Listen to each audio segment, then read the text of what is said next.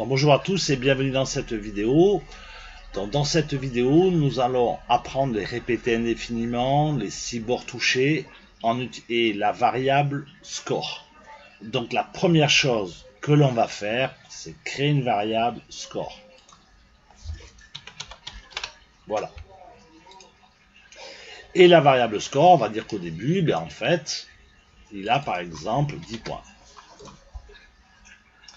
Ensuite, il va falloir créer le fait que s'il touche ce lutin-là, alors le score va diminuer. S'il touche ce lutin-là, le score va diminuer. Donc on va aller dans les si. Ici, on va en mettre 2. Après, on va les regrouper.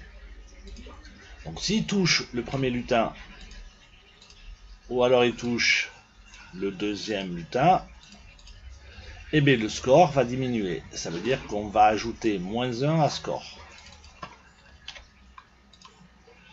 Je fais la même chose pour le lutin 2. J'ajoute -1 à score s'il touche. Voilà. Et je vais attendre 1 ou 2 secondes le temps du passage. Ça c'est important, autrement le score diminuera trop vite. Voilà. Donc tout ceci, je vais le mettre là.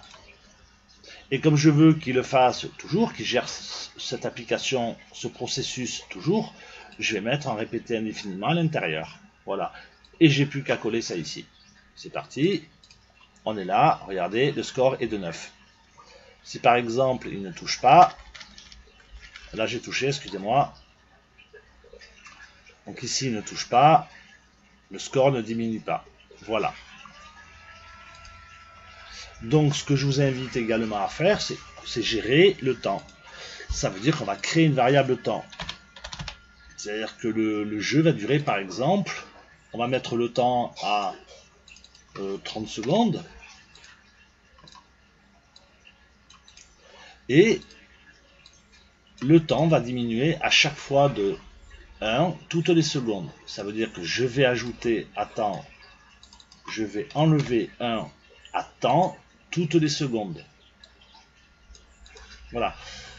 Et ensuite, plutôt que de faire ça, je vais plutôt mettre ça là-dedans. Pourquoi? Parce que il va continuer jusqu'à, alors on va aller dans les capteurs, jusqu'à que le score soit, que le temps, excusez-moi, soit égal à 0. Donc on va aller dans les opérateurs et on met ici jusqu'à que le score, il répète le jeu jusqu'à que le score soit égal à 0. Donc je vais aller prendre la donnée jusqu'à que le temps soit égal à 0. Voilà. Et après, quand il sort de cette boucle, j'arrête tout. Donc il va falloir trouver stop tout quelque part dans le contrôle. Voilà, on stop tout. Ça veut dire que à partir du moment, alors pour le test, on va plutôt mettre le temps à 5 secondes. Hein. Ça sera plus vite pour le test. 4, 3, 2, 1, 0. Voilà, il arrête. Il a tout stoppé. Donc maintenant, vous réglez la variable temps.